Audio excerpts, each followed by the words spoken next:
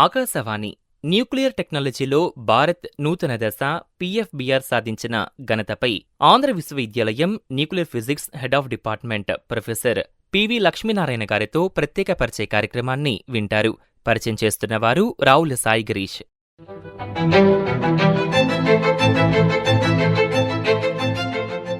శ్రోతలకు నమస్కారం. ఈనాటి మన ప్రత్యేక పరిచయ కార్యక్రమానికి స్వాగతం.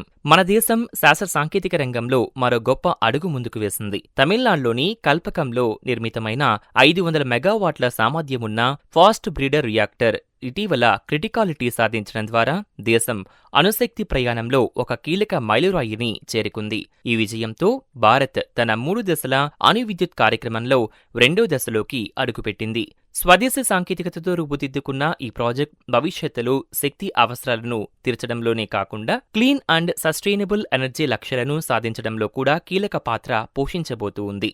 ఈ నేపథ్యంలో ఈ ఫాస్ట్ బ్రీడర్ రియాక్టర్, అదేవిధంగా క్రిటికాలిటీ అంటే ఏంటి, ఇది సాధారణ అణు రియాక్టర్లతో పోలిస్తే ఎలా భిన్నంగా ఉంటుంది, దేశానికి దీనివల్ల కలిగే లాభాలు ఏమిటి, భద్రతా పరంగా తీసుకున్న చర్యలు వంటి అంశాలపై పూర్తి సమాచారం మనకు అందించేందుకు ఈ రోజు మనతో పాటు ఉన్నారు ప్రొఫెసర్ పివి లక్ష్మీనారాయణ గారు, head of department nuclear physics, Andhra విశ్వవిద్యాలయం నుంచి. సార్తో మనం మాట్లాడి ఈ అంశానికి సంబంధించిన పూర్తి సమాచారాన్ని విందాం. సార్ నమస్కారం. సార్ నమస్కారం సార్. శ్రోతలందరికీ కూడా నమస్కారం సార్. కార్యక్రమంలో ముందుగా ఇటీవల మనకి కల్పకంలో పీఎఫ్బీఆర్లో 500 మెగావాట్ల ఫాస్ట్ బ్రీడర్ రియాక్టర్ క్రిటికాలిటీ సాధించడం ఎంత ముఖ్యమైన అంశం అంటారు? సార్, ఫస్ట్ మనం ఈ విషయంలో మాట్లాడేటప్పుడు రియాక్టర్స్ గురించి ఒక చిన్న ఇన్ఫర్మేషన్ చెప్పుకుందాం సార్. న్యూక్లియర్ రియాక్టర్స్ అనేవి 2 రకాలుగా ఆపరేట్ చేస్తారు.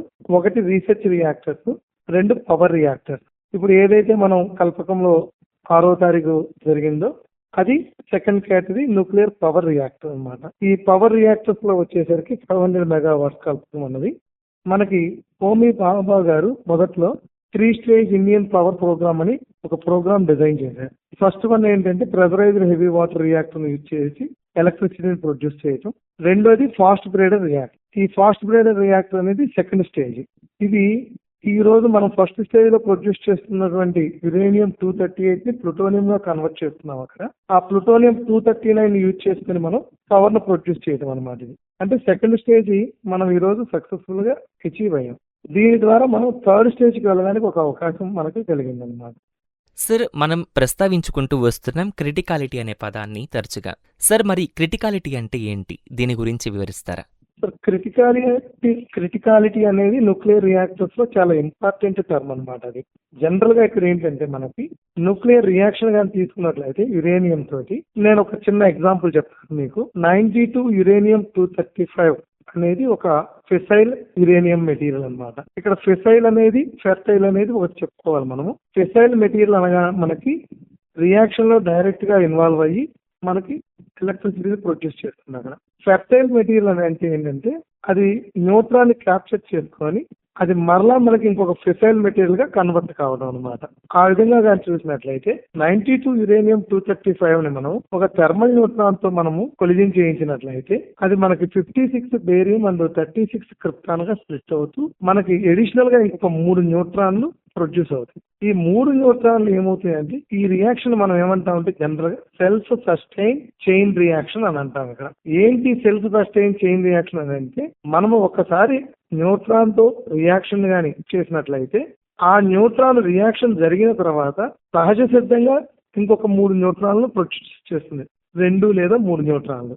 ఈ 2 లేదా 3 న్యూట్రాన్లు పక్కనే ఉన్నటువంటి యురేనియం న్యూక్లియస్ తో మరలా రియాక్షన్ జరిగి మరలా ఇంకొక 2 లేదా 3 న్యూట్రాన్లు ప్రొడ్యూస్ చేస్తుంది. అంటే ఇది కంటిన్యూయస్ గా చైన్ రియాక్షన్ గా వెళ్తుంది.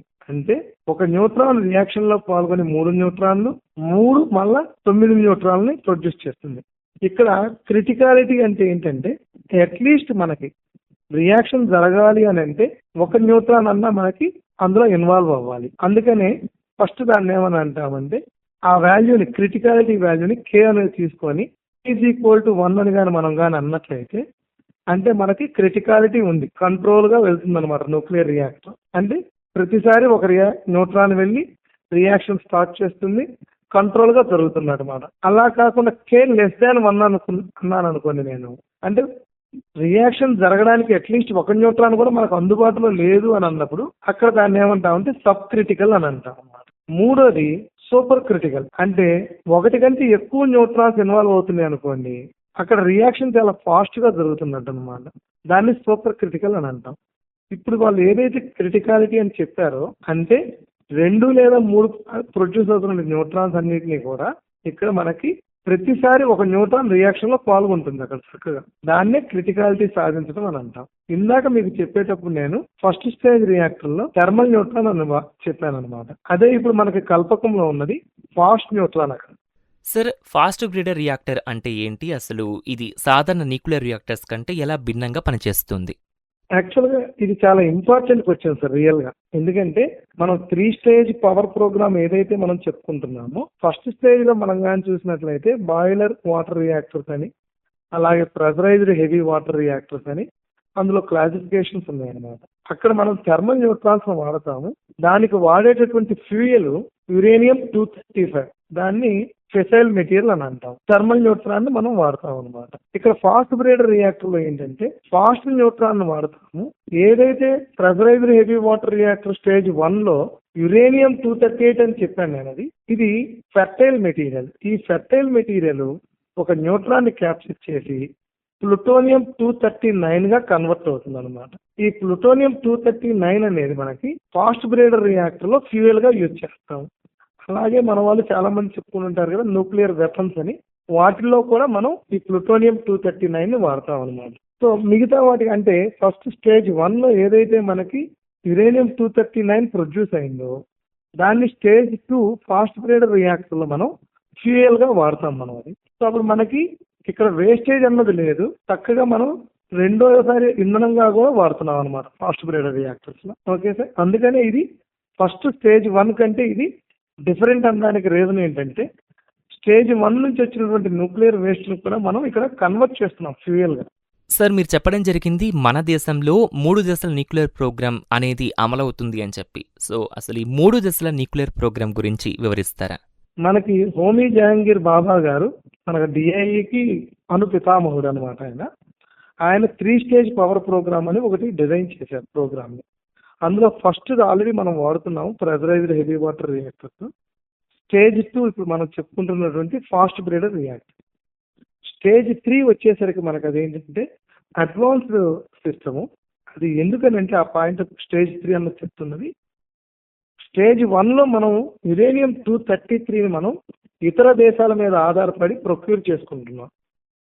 స్టేజ్ 2 లో మనం యురేనియం 238ని మనం స్టేజ్ 1 లో దాన్ని ప్లూటోనియంగా కన్వర్ట్ చేసుకొని స్టేజ్ 2 ఫాస్ట్ బ్రీడర్ రియాక్టర్స్ లో మనం ఫ్యూయల్ గా వాడుతున్నాం. బట్ ఇండియాకి వచ్చేసరికి చూసినట్లయితే మన దగ్గర హ్యూజ్ అమౌంట్ థోరియం రిజర్వ్స్ ఉన్నాయి మన దగ్గర. అంటే మనం ప్రపంచ దేశాల మీద ఆధారపడకుండా ఏదైతే మనకు ఉన్నటువంటి యురేనియం థోరియం ఉందో, ఆ థోరియంని యురేనియం 233 ఫెసైల్ మెటీరియల్ గా కన్వర్ట్ చేయటం అన్నది స్టేజ్ 3 అనమాట.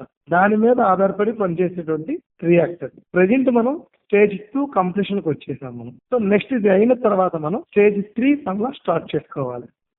సార్, ఈ యొక్క పిఎఫ్బిఆర్ ద్వారా మనకి మోర్ ఫ్యూయల్ దెన్ ఇట్ కన్సూమ్స్ అని చెప్తూ ఉన్నారు కదా సార్. సో ఇది ఎలా సాధ్యమవుతుందంటారు? ఇక్కడ మనం ఇప్పుడు చెప్పుకున్న విధంగా మోర్ ఫ్యూయల్ అంటే మనం స్టేజ్ 1 లో ఆల్రెడీ మనం యురేనియం 235 ను వాడాము ఫెసైల్ మెటీరియల్ గా. ఫెర్టైల్ మెటీరియల్ అయినటువంటి యురేనియం 238 ని 239 ప్లూటోనియం గా కన్వర్ట్ చేస్తున్నాం. ఈ ఫాస్ట్ బ్రీడర్ రియాక్టర్స్ లో మనం ఏం చేస్తామంటే ప్లూటోనియం 239 ని ప్లస్ యురేనియం 239 ని రెండింటిని మెటల్ ఆక్సైడ్ రూపంలో ఫ్యూయల్ గా వాడినట్లయితే ఇక్కడ ఉన్నటువంటి ప్రొడ్యూస్ అయినటువంటి ఫాస్ట్ న్యూట్రాన్స్ ఏవైతే మనకి రియాక్షన్ జరిగిన తర్వాత ప్లూటోనియం 239 తోటి రిలీజ్ అయినటువంటి ఫాస్ట్ న్యూట్రాన్స్ పక్కనే ఉన్నటువంటి యురేనియం 238 తోటి రియాక్షన్ జరిగి మనకు మోర్ ప్లూటోనియం 239 ప్రొడ్యూస్ అవుతుంది. అంటే మనము ఖర్చు పెట్టేదానికంటే కూడా ఎక్కువ ఇంధనాన్ని ప్రొడ్యూస్ చేసుకుంటున్నాం మనం. అంటే మోర్ ప్లూటోనియం 239 ని మనం ప్రొడ్యూస్ చేస్తున్నాం. రియాక్టర్ లోపల మనం బ్లాంకెట్ లాగా యురేనియం 238 ని మనం కానీ వాళ్ళు మొత్తం సెట్ చేస్తారు. దాన్ని ఈ ఫాస్ట్ న్యూట్రాన్ అవి అబ్జర్వ్ చేసుకొని మోర్ ప్లూటోనియం 239 ప్రొడ్యూస్ అవుతుంది. దీని ద్వారా మనకి ఎక్కువ అంటే తక్కువ ఖర్చు పెడుతున్నాం ఇంధనాన్ని, బట్ మోర్ ప్లూటోనియం 239 మనం బెనిఫిట్ గా పొందుతున్నాం. దీని ద్వారా ఏంటంటే మోర్ హాఫ్ లైఫ్ ఉన్నటువంటి రేడియో యాక్టివ్ మెటీరియల్ ని లెస్సర్ హాఫ్ లైఫ్ గా ఉన్నటువంటి తక్కువ టైంలోకి మనం తెచ్చుకోగలుగుతున్నాం అన్నమాట. సార్, ప్రపంచంలోనే ఇప్పటికే ఈ టెక్నాలజీ ఉపయోగిస్తున్న దేశాలు ఏమైనా ఉన్నాయా? ఈ రంగంలో ఇటువంటి టెక్నాలజీ ఏదైతే ఫాస్ట్ బ్రేడర్ రియాక్టర్ టెక్నాలజీ ఉందో, రష్యా మాత్రమే ఒక 2 రియాక్టర్స్ ని కన్స్ట్రక్ట్ చేసి సక్సెస్ఫుల్ గా రన్ చేస్తుంది. ఆ తర్వాత ఇండియా ఈ రోజు క్రిటికాలిటీ అచీవ్ అయ్యాం కాబట్టి ఐ హోప్ 2026 ఎండ్ కల్లా మనం అది స్టార్ట్ చేయొచ్చు ఎలక్ట్రిసిటీ ప్రొడక్షన్ కి. సో మనం సెకండ్ కంట్రీగా మనం ఆవిర్భవించాం అన్నమాట ఈ రోజు. మిగతా కంట్రీస్ ఫాస్ట్ న్యూట్రాన్ రియాక్టర్స్ ఉన్నవి వాళ్ళ దగ్గర, ఫాస్ట్ న్యూట్రాన్ రియాక్టర్స్, బట్ చాలా వరకు అవన్నీ కూడా షట్ డౌన్ అయిపోయింది. బట్ ఇక్కడ బ్రీడింగ్ అనేది చెప్తున్నాం కదా, ఫాస్ట్ బ్రీడర్ రియాక్ట్ అంటే ఫెర్టైల్ మెటీరియల్ ని ఫెర్టైల్ మెటీరియల్ గా కన్వర్ట్ చేసే విధానం అన్నమాట. సార్, ఈ రియాక్టర్ ద్వారా మన దేశానికి ఎలాంటి లాభాలు ఉంటాయంటారు? ముఖ్యంగా ఎనర్జీ సెక్యూరిటీ విషయంలో ఎలా దోహదం చేస్తుంది? ఇప్పుడు ఈ రియాక్టర్ ద్వారా మనకి ఏ కంట్రీ అయినా డెవలప్ అయింది అని అనుకున్నప్పుడు మనము ఆ కంట్రీలో పర్ క్యాపిటల్ ఎంత పవర్ ఎలక్ట్రిసిటీ కన్జ్యూమ్ చేస్తున్నారన్న దాని మీద ఆధారపడి ఆ కంట్రీ డెవలప్మెంట్ ఆధారపడి ఉంటుంది. ఈ రోజు మనం భారతదేశంలో కానీ చూసినట్లయితే ఇప్పటికీ కొన్ని విలేజ్లో ఇంకా ఎలక్ట్రిసిటీ చూడని విలేజెస్ కొన్ని ఉన్నాయి. దీని ద్వారా మనం చీప్ గా ఎలక్ట్రిసిటీని ప్రొడ్యూస్ చేయడం ఒకటి, మోర్ ప్లూటోనియం 239 మనం పొందగలుగుతున్నాం కాబట్టి, అంటే ఇది ఎప్పుడు కూడా రక్షణ రంగం వైపు చూసినట్లయితే మనం ఏదైతే చెప్పుకుంటుంటారో న్యూక్లియర్ వెపన్స్ అని, న్యూక్లియర్ బాంబ్స్ అని, అంటే ఈ ప్లూటోనియం 239 అనేది పవర్ ప్లాంట్స్ లోనూ యూజ్ చేసుకోవచ్చు, న్యూక్లియర్ వెపన్ గా కూడా వాడవచ్చు అనమాట. సో ఒక రకంగా చూసినట్లయితే మనకి ఎనర్జీ పాయింట్ లోను, సెక్యూరిటీ పాయింట్ లోను ఇండియా ఈ రోజు ఒక సూపర్ పవర్ గా ఎదగడానికి మంచి అవకాశం ఏర్పడుతుంది.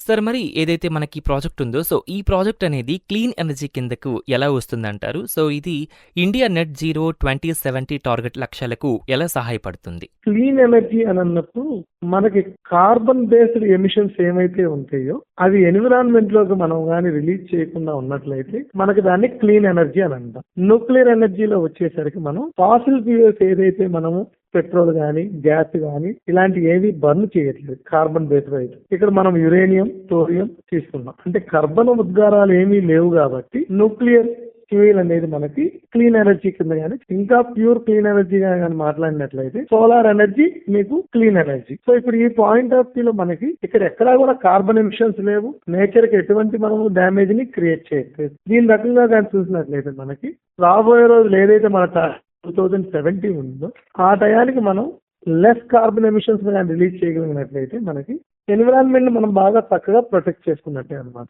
అందువల్ల దీన్ని క్లీన్ ఎనర్జీ అని అనుకుంటాం. సార్, ఈ టెక్నాలజీకి సంబంధించి మనకి సేఫ్టీ కన్సర్న్స్ ఏమన్నా ఉంటాయంటారా? సో వాటిని ఎలా అడ్రస్ చేస్తూ ఉన్నారు? చాలా మంచి క్వశ్చన్ అడిగారు సార్.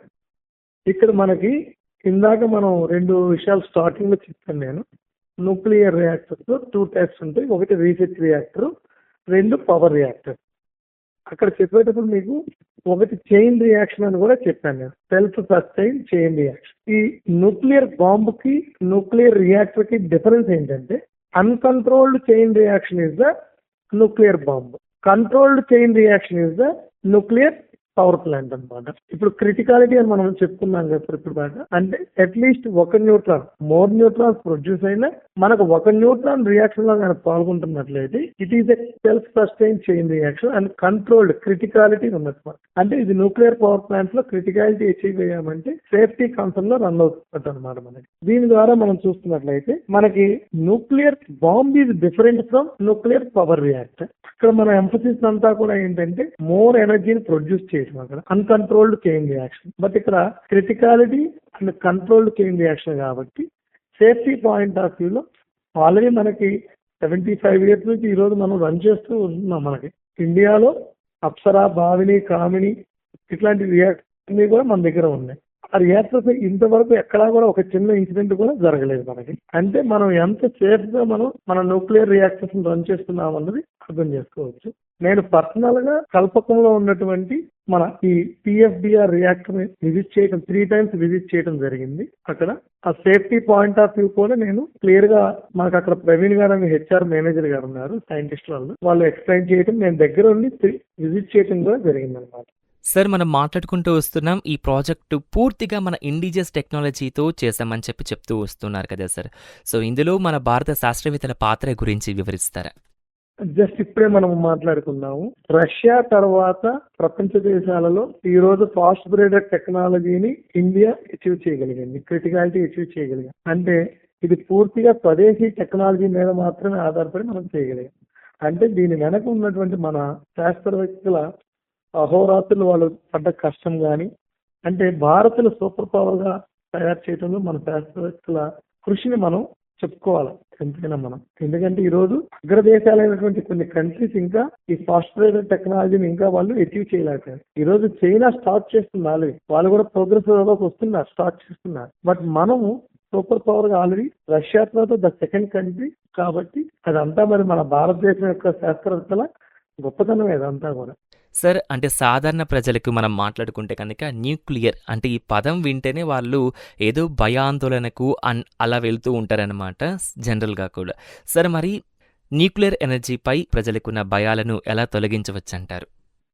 చాలా మంచి క్వశ్చన్ సార్. ఎందుకంటే ఇది పబ్లిక్ దీని మీద చాలా అవేర్నెస్ మనం క్రియేట్ చేయాలి. ఎందుకంటే పబ్లిక్ లో జనాలలో ఉన్న క్వశ్చన్ కూడా వాళ్ళది కూడా అది వ్యాలిడే. ఎందుకంటే మనకు గతంలో చూసినట్లయితే 1947 హీరోషిమా అండ్ నాగాసాకి ఏవైతే ఉన్నాయో ఇన్సిడెంట్స్, దానివల్ల ఉన్నటువంటి భయాలు కూడా ఇంకా ఎక్కువగా ఉంది. బట్ ఒక పాయింట్ మనం గుర్తు చేసుకోవాలి, న్యూక్లియర్ బాంబ్ అనేది it's entirely different concept. Nuclear power అనేది అది మన సస్టైనబిలిటీ కోసం మనం వాడుకునేటువంటి సిస్టమ్. ఈ రెండింటికి ఉన్న డిఫరెన్స్ ఏంటంటే, ఒకటి కంట్రోల్డ్ చైన్ రియాక్షన్, రెండోది అన్కంట్రోల్డ్ చైన్ రియాక్షన్. ఇక్కడ మనం ఒక పాయింట్ మనం చెప్పుకోవాలి. మనం ఏదైతే ఇప్పుడు రియాక్టర్స్ ఇవన్నీ మాట్లాడుతున్నామో, న్యూక్లియర్ బాంబు కావాలి అని అంటే హీరోషిమా నాగాసాకి మీద బాంబు డ్రాప్ చేసే టయానికి ఆ రోజుకి రియాక్టర్స్ లేవు వరల్డ్ లో, కానీ they made the nuclear bomb. So ఇక్కడ మనం బాంబు కాదు, మన కాన్సెప్ట్ అంతా కూడా controlled chain reaction, nuclear power production మాత్రమే మన ఎంఫసిస్ అంతా కూడా. ఇది ఆల్రెడీ 75 years నుంచి మనం రన్ చేస్తున్నాం. ఇవాళ కొత్తగా మనం న్యూక్లియర్ పవర్ మీద మనం లేదు, కొత్తగా ఆల్రెడీ మన కాడ ప్రెజరైజ్ హెవీ వాటర్ రియాక్టర్స్ ఉన్నాయి, బాయిల్డ్ వాటర్ రియాక్టర్స్ ఉన్నాయి, కుదంకులం దగ్గర ఉంది మనకి, అలాగే రావత్ బాటా ఉంది గుజరాత్ అటువైపు, ఇవన్నీ ఉన్నాయి. ఎక్కడా కూడా ఈ రోజు వరకు కూడా ఒక చిన్న ఇన్సిడెంట్ జరగలేదు. అంటే మనం ఎంత సేఫ్టీ తీసుకొని దాన్ని రన్ చేస్తున్నామని మనం అబ్జర్వ్ చేయాలి. అక్కడ జరిగిన 2 ఇన్సిడెంట్ల తర్వాత Chernobyl it's man made mistake. అది ప్రపంచంలో ఎంతవరకు ఎక్కడా కూడా రియాక్టర్స్ డ్యామేజ్ అవ్వటం అన్నది జరగలేదు. మనకు అందరికీ ఉన్న భయం అంతా ఏంటంటే Hiroshima and నాగాసాకి, that is a war between the country. ఆ వార్ని మనము న్యూక్లియర్ పవర్ తో కంపేర్ చేయకూడదు. సార్, భవిష్యత్తులో మన దేశంలో ఇలాంటి మరిన్ని ఫస్ట్ బ్రీడర్ రియాక్టర్స్ ఏర్పాటు చేసే అవకాశాలున్నాయా? డెఫినెట్ గా సార్. మనం ఎప్పుడైతే మనం 2070 టార్గెట్ కొన్ని లక్ష్యాలను పెట్టుకున్నామో, మరి మన దగ్గర భారత్ లో మనకి వరల్డ్ లో ఉన్నటువంటి థోరియం కంటే మెజారిటీ 25% అమౌంట్ ఆఫ్ థోరియం మన ఇండియాలోనే ఉంది. మరి అలాంటప్పుడు మనం కంపల్సరీగా మనం 3 స్టేజ్ పవర్ ప్రోగ్రామ్ డెఫినెట్ గా ఇంప్లిమెంట్ చేసుకోవాల్సిందే. రాబోయే రోజుల్లో మనకి ఆల్రెడీ ఫాజిల్ ఫ్యూయల్స్ ఆల్రెడీ ఇప్పటికే కనుమరుగైపోతున్నాయి. మనం రెండోది గ్లోబల్ గ్యాసెస్ చూస్తున్నాం. మనం already green house effect already summer లోనేమో వింటర్ లోనేమో సమ్మర్ గా ఆల్రెడీ ఫేస్ చేస్తున్నాం. వీటన్నిటిని మనం తప్పించుకోవాలంటే కంపల్సరీ మనం కార్బన్ లెస్ ఎమిషన్స్ ఉన్నటువంటి ఫ్యూయల్స్ మీదనే ఆధారపడాలి. అలాంటప్పుడు కంపల్సరీ మనం ఇండియా డెఫినెట్ గా ఫాస్ట్ బ్రీడర్ రియాక్టర్స్ ని వీ హావ్ టు కన్స్ట్రక్ట్. ఇప్పుడు ఆల్రెడీ చెన్నైలో కల్పకంలో కన్స్ట్రక్ట్ చేసినటువంటి బావిని నదీకీయ Vidyut Nigam limited public and private partners తో డెవలప్ చేశారు. సార్, ఇప్పుడున్న యూత్లో న్యూక్లియర్ ఫిజిక్స్ మీద ఆసక్తి పెంచడానికి యాజ్ ఎ ప్రొఫెసర్గా మీరు వారికి ఏం సూచిస్తారు? అంటే పిల్లల్లో ఉత్సాహం, కొంచెం మంచి రీసెర్చ్ చేయాలి లేదా న్యూక్లియర్ ఎనర్జీకి సంబంధించి చూడాలి అన్నప్పుడు డెఫినెట్గా nuclear physics it's good option. నేను కూడా 2003లో గుంటూరు ఏసీ కాలేజీలో డిగ్రీ అయిపోయిన వెంటనే నాకు న్యూక్లియర్ ఫిజిక్స్ మీద ఉన్న అభిమానంతో మా గురువు గారు చెప్పినప్పుడు వెంటనే ఆసక్తి రాయడం జరిగింది. తర్వాత ఇక్కడికి వచ్చి నాకు ఫిజిక్స్ సీట్ ఇస్తానన్నా కాదు, న్యూక్లియర్ ఫిజిక్స్ కావాలని జాయిన్ అవుతుంది. తదుపరి కాలంలో నాకు ఇక్కడే ఉద్యోగం రావడం, ఇక్కడ ఈ డిపార్ట్మెంట్లోనే ప్రొఫెసర్గా సెటిల్ అవ్వడం జరిగింది. ఈ రోజు మీరు క్యాన్సర్ రీసెర్చ్ కానీ ఏదైనా చూసినట్లయితే మనకి ఈరోజు మోర్ క్యాన్సర్ హాస్పిటల్స్ ప్రొడ్యూస్ అవుతుంది. నేను మన ప్రసంగంలో ముందు స్టార్టింగ్ లో చెప్పినట్లు రియాక్టర్స్ 2 రకాలు ఉన్నాయని.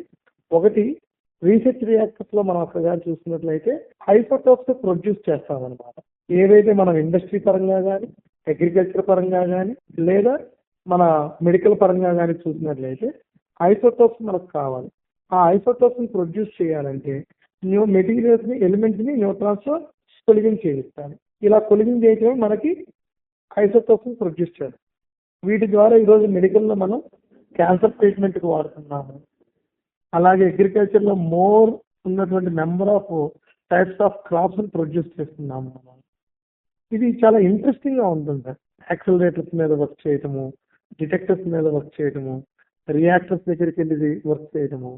రియల్ గా ఐ ఫెల్ట్ వెరీ హ్యాపీ. ఎందుకంటే నేను 2011లో ఐయుఎసి న్యూఢిల్లీ వెళ్ళినప్పుడు అక్కడ 14 యూడి పెల్లెట్రాన్ ఉంది, 15 యూడి పెల్లెట్రాన్. ఫస్ట్ టైం చూసినప్పుడు నాకు చాలా ఎగ్జైటేషన్ అనిపించింది. అంటే పార్టికల్స్ తో వర్క్ చేయటం అన్నది హై ఎనర్జీలో మనం చాలా ఇంట్రెస్టింగ్. రాబోయే రోజుల్లో న్యూక్లియర్ ఫిజిక్స్ కి చాలా మంచి అవకాశాలు ఎక్కువగా ఉన్నాయి. అలాగే డిఎంఆర్ఐటీ అని కొత్త కోర్సు ఒకటి ఆఫర్ చేస్తున్నాను అనమాట. ఈ క్యాన్సర్ ఇండస్ట్రీస్ లో ఈ ఐసోటోప్స్ ని హ్యాండిల్ చేయడానికి ఒక మెడికల్ ఫిజిసిస్ట్ కావాలి. Diploma in medical radio isotope technology కానీ, అలా మనకి ఎక్కువ పవర్ ప్లాంట్స్ వస్తున్నాయి ఇక నెక్స్ట్. వాటన్నిటిలో మనకు ఆపరేట్ చేయడానికి వాటికి మోర్ న్యూక్లియర్ ఫిజిక్స్ స్టూడెంట్స్ కావాలన్నమాట. ఇది చాలా అవకాశాలు ఎక్కువగా ఉంటాయి ఈ ఏరియాలో. ఇంట్రెస్టింగ్ ఉన్న పిల్లలకు మాత్రం ఇది నిజంగా మంచి ఛాలెంజింగ్ గా ఉంటుంది. సార్, కార్యక్రమంలో చివరిగా ఈ యొక్క అభివృద్ధి మన దేశాన్ని గ్లోబల్ ఎనర్జీ రంగంలో ఎలా నిలబెడుతుందంటారు? చాలా మంచి క్వశ్చన్ అడిగారు సార్. రియల్ గా మనం ఈరోజు ఇస్రో గాని చూసినట్లయితే ప్రపంచ దేశాల తరఫున మనం ఏవైతే మనం ఈరోజు శాటిలైట్స్ అన్ని మనం పంపిస్తున్నామో, అలాగే ఈ fast breeder reactor criticality achieve చేయడం వల్ల మనం now we became the super power. More countries ఈ టెక్నాలజీని అడాప్ట్ చేయడానికి మనల్ని డెఫినెట్ గా ఇన్వైట్ చేస్తాయి. అక్కడ వాళ్ళ రియాక్టర్స్ ని డెవలప్ చేయడానికి అసలు గ్లోబల్ ఎనర్జీలో మనం రాబోయే రోజుల్లో మనది ఎక్కువ పర్సంటేజ్ ఇన్వాల్వ్మెంట్ ఉంటుందని నేను ఎక్స్పెక్ట్ చేస్తున్నాను. ఎందుకంటే ఇదంతా కూడా మనం ఇండైజీనియస్ గా మనం డెవలప్ చేసుకున్నటువంటి టెక్నాలజీ. సో గ్లోబల్ ఎనర్జీ రంగంలో డెఫినెట్ గా in future we are going to dominate in the world. Sir, ఇంతవరకు ఈనాటి మన ప్రత్యేక పరిచయ కార్యక్రమంలో మీరు పాల్గొని న్యూక్లియర్ టెక్నాలజీలో మన దేశ నూతన దశ ఈ యొక్క PFBR సాధించిన ఘనతపై పూర్తి సమాచారం మన ఆకాశవాణి శ్రోతలకు మీరు అందించినందుకు మీకు మరోసారి ధన్యవాదాలు సార్. Thank you sir. అందరికీ నమస్కారం.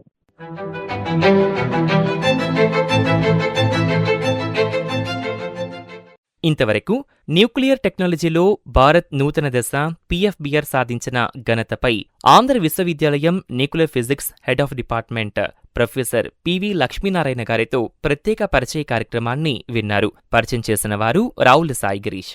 ఈ కార్యక్రమాన్ని మీరు మరలా వినాలనుకుంటే ఆకాశవాణి విజయవాడ ప్రాంతీయ వార్తా విభాగం యూట్యూబ్ ఛానల్ ఆకాశవాణి న్యూస్ విజయవాడలో వీక్షించగలరు. ఈ కార్యక్రమం ప్రాంతీయ వార్తా విభాగం ఆకాశవాణి విజయవాడ కేంద్ర సమర్పణ.